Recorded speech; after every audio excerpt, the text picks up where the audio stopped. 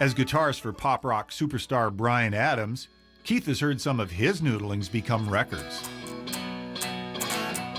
And I think the guitar was starting to slip, and I thought, oh, I got to do the solo. I'll just blast it. And I went.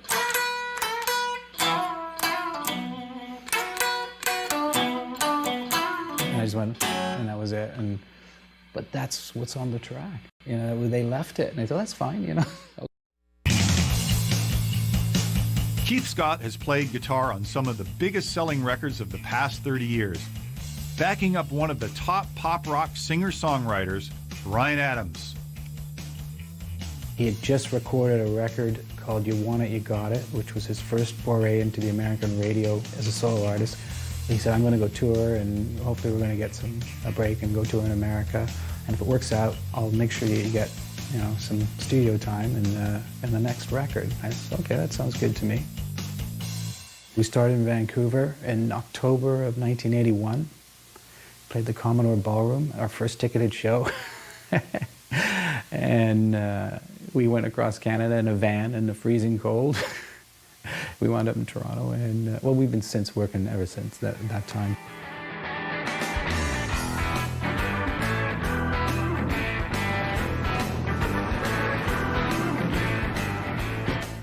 Keith has brought a cross-section of his favorite guitars to a recording studio in the Hollywood Hills.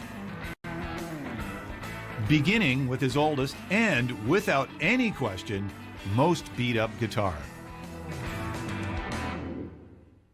This guitar, I bought at Lon McQuaid in Vancouver.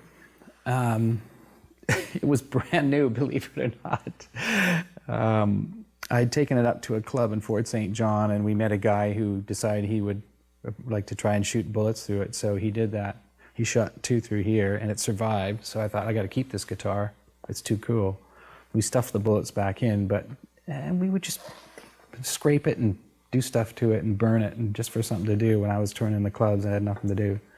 And people signed their names on it, so most of the people that we'd been touring with in the early 80s, and I had it on the road for quite a few years, and they would just sign their names into it like a park bench. You can see all these different people's names I've met over the years, different road crews and band members. And anyway, I finally took it off the road in the mid-90s because it was getting pretty beat up.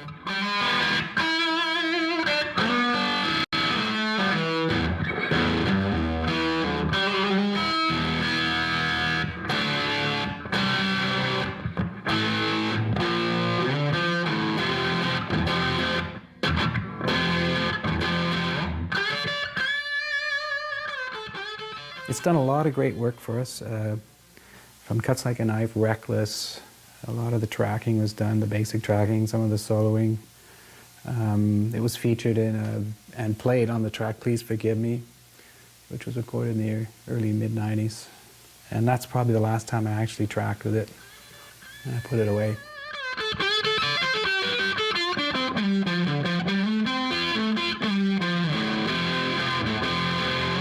Still works. It's in tune, too. Keith Scott can pretty much track his career with his collection of guitars.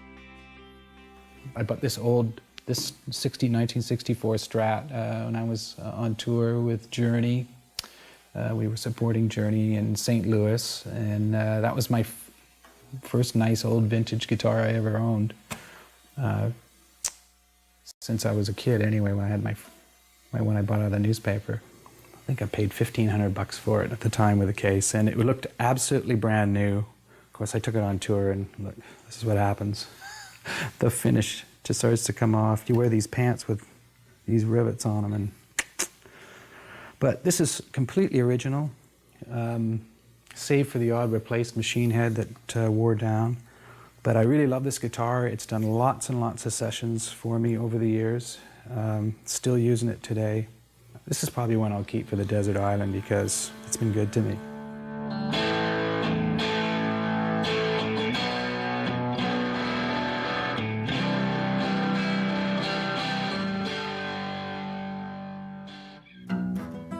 Keith estimates he has about 50 guitars in his collection.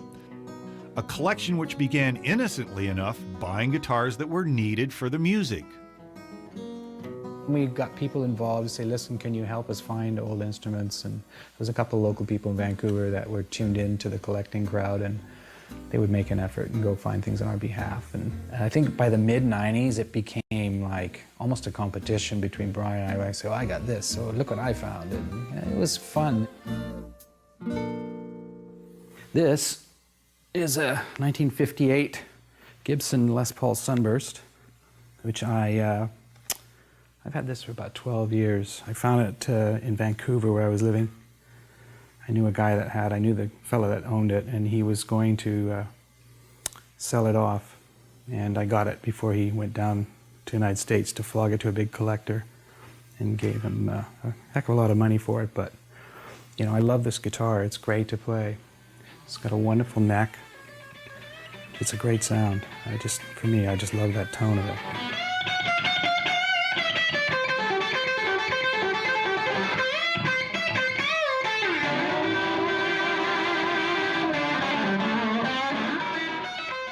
But the shame is, I'd never play it because I'm scared I'm going to knock it over or break it or something.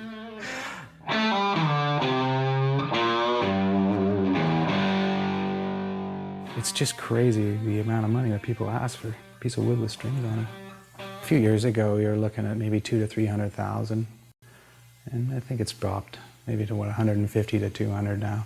I certainly didn't pay that kind of money for it.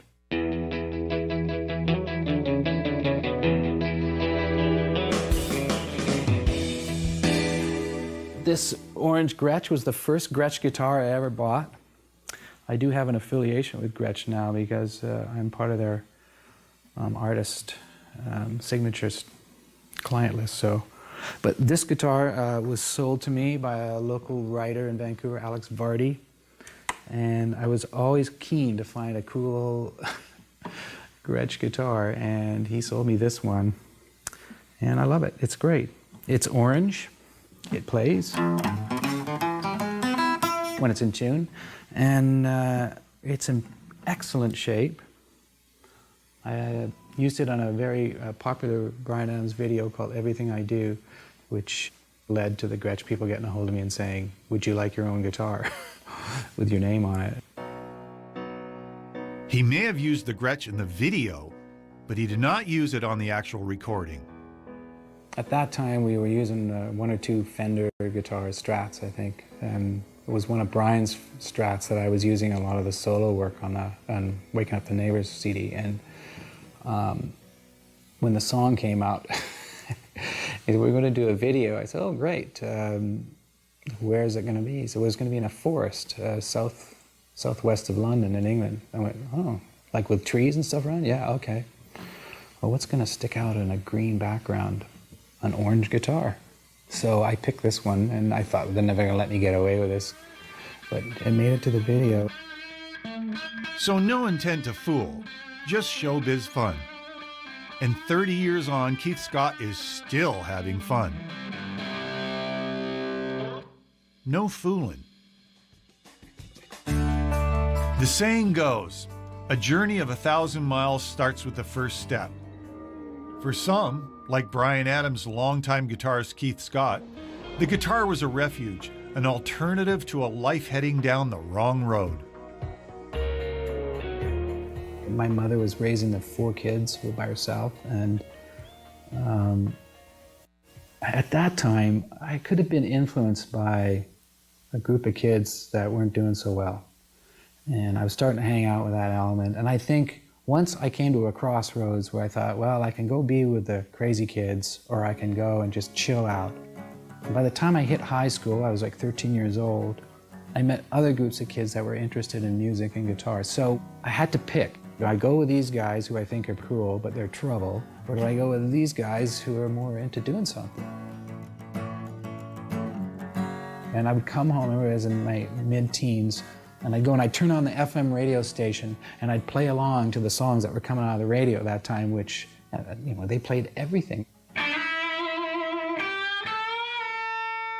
And it challenged you when you're listening to the radio, oh, what's this, you know, and you think differently, and then you'd go back. So in a way, I got attached to it in a much broader sense because, first of all, I think it saved me as a person in many ways, because my tendency was to go to the dark side, but music always got me out of it. You know, I always found something to appreciate in music. I can really say that guitar and the music associated with it has really helped me and saved me in so many ways.